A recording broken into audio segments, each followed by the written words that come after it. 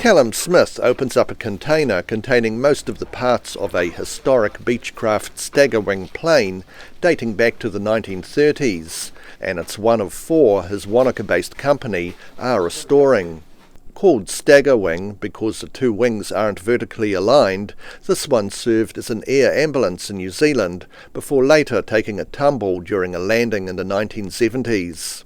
The plane's hundreds of bits and pieces have been in storage under a house for the last 40 or so years.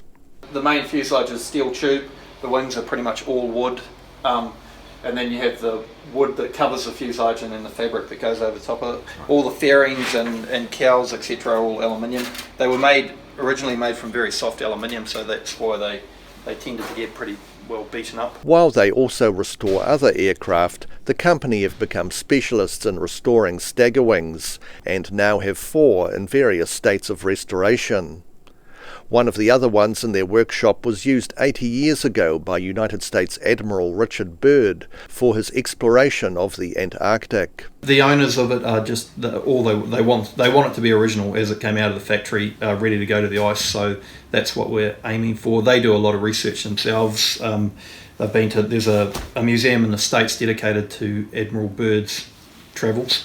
So they've been there, they've got, there is a lot of information available. Smith says quite a bit of meticulous research is required to restore these aircraft. Beechcraft were quite good, and when they built an aircraft they kept a file on it, and that had samples of the material they used on the inside of it and a lot of detail which they still have access to. They've been and looked at all that.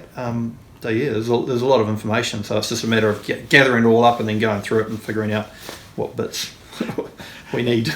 There are about 60 Staggerwings left in the world, and it's hoped all four restored in Wanaka will fly together at the Warbirds Air Show in a few years' time. In Wanaka, the South Today.